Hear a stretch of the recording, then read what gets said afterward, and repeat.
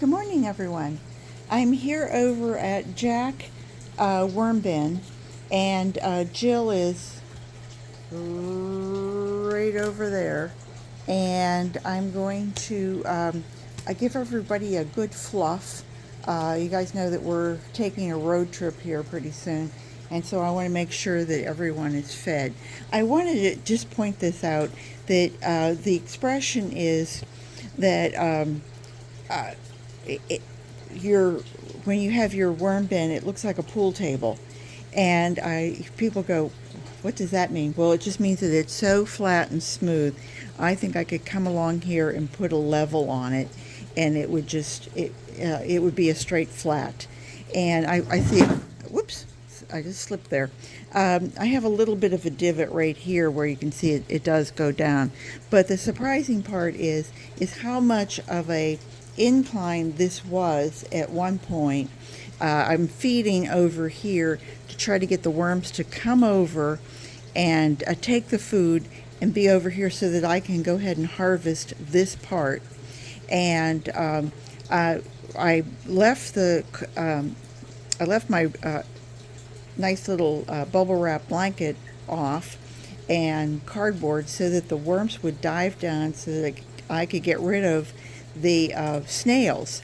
I just did a short video if you wanted to watch that, and on the snails and getting rid of them organically versus trying to spray them or do whatever. Although I did pick off quite a few, and I put them outside. I kind of put them in areas where I thought maybe some birds might come along and enjoy the treat. So I'm not really going to dig this up a tremendous amount.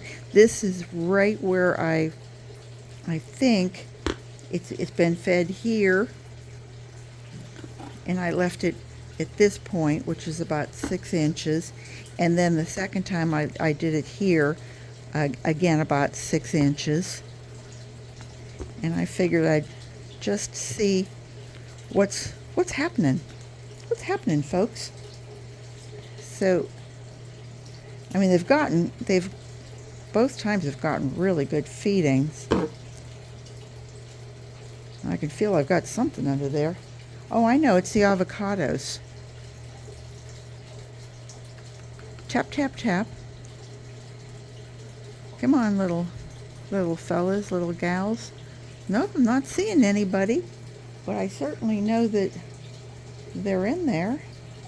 Let's put that to the side, and I think there was another avocado that or as our friend Patrick says, avocado. Rick just said to me, what the heck is an avocado? Oh, there we go. Oh, nice. Look at those little yellow tails. Aren't they just the most precious little things? All right, we'll put you guys back. Go ahead. Go ahead there, little avocados. Oh, I guess they would be the avocondites. Did I put a third one in there? Why, look at there. Let's see if we have another little worm ball. Yep, more little wormies. There you are, avocondites.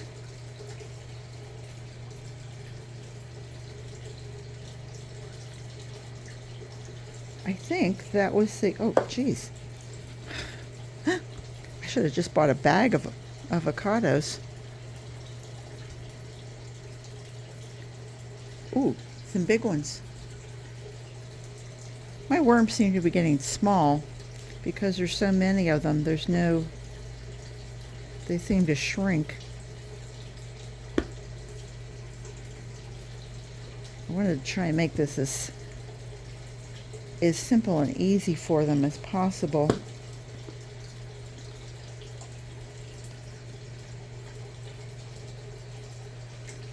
And put these over like this. Come on, dig it up, dig it up. Boy, there's quite a few, huh? Nice size. They are getting to be a nice size. So, anyway, What I wanted to do was just put down a little bit of paper because this is a planter and there's a hole right here. And although I took a cork and kind of shaved the cork, well, that's way too much, shaved the cork so that it would fit in that hole, it still seeps through.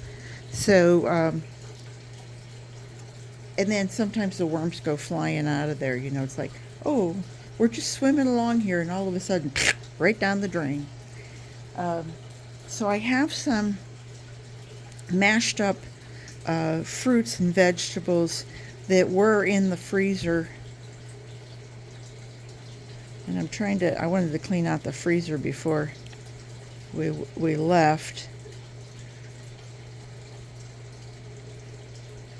And I can see there's still a lot of liquid in there. This was probably a good, I don't know, 10, 12 ounces of just, I can see there's some sweet potato skins in there. All kinds of yummies. And so Jack here is going to get the frozen and NutriBullet emulsified stuff. And I'm going to put a little bit of, this is cardboard. That was mainly newspaper. And this is going to be shredded cardboard. Just put that on top of it so it'll absorb a little bit and get the, biotas going and get all the goody stuff going.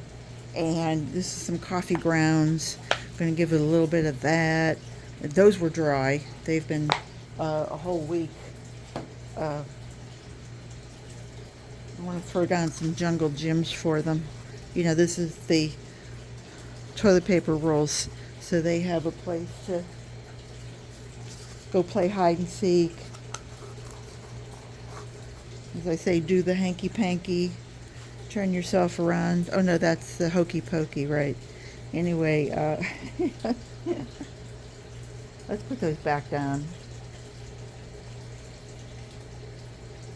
You know what I'm going to do? I'm going to turn 2 of them upside down and see if they like it better. Doing a face down versus a face up. Let's see how that works for them. I want to add a little bit of moringa powder.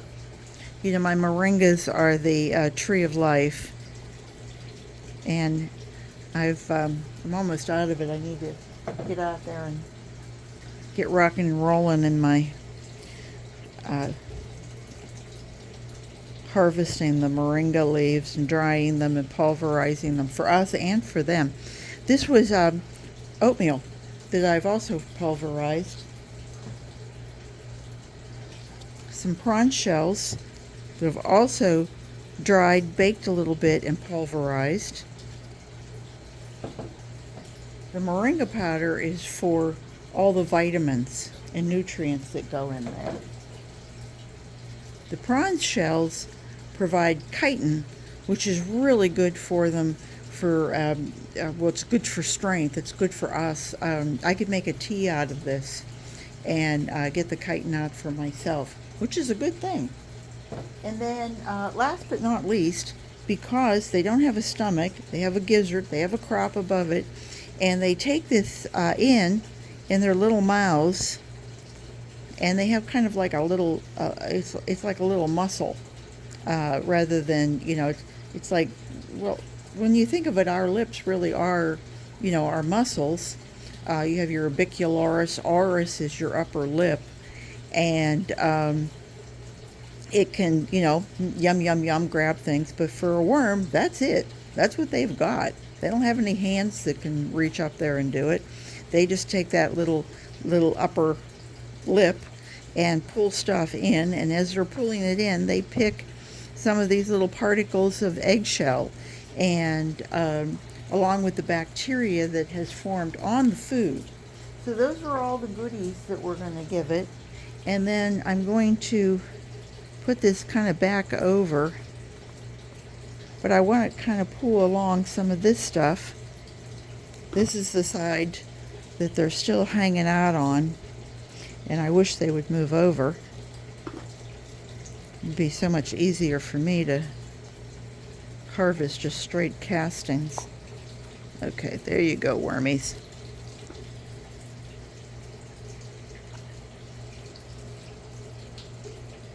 There. So now it's getting towards the end of October, and I hope in a couple weeks I can come over and cast, get some castings here. I don't want to disturb them too much on this side. Maybe whenever I get home, then I will aerate that side. And I'm going to, since I think I'm looking close, I don't see any snails. So I think what I am going to do, though, is I'm going to go ahead and put my bubble wrap back on here and give them the comfort of not having anybody, any light or anything. And then whenever I get home, then I'll see if I've got the unicorn snail problem again. So anyway, that was it. I didn't want to hold you guys too long, but this has Jack and Jill have their own playlist in case anybody would like to watch, and I really would appreciate if you would. So anyway, have a great day, everybody, and I hope to see you back real soon. If you have any questions, please ask. I'm always here. Take care, and remember, garden what you've got. Bye-bye.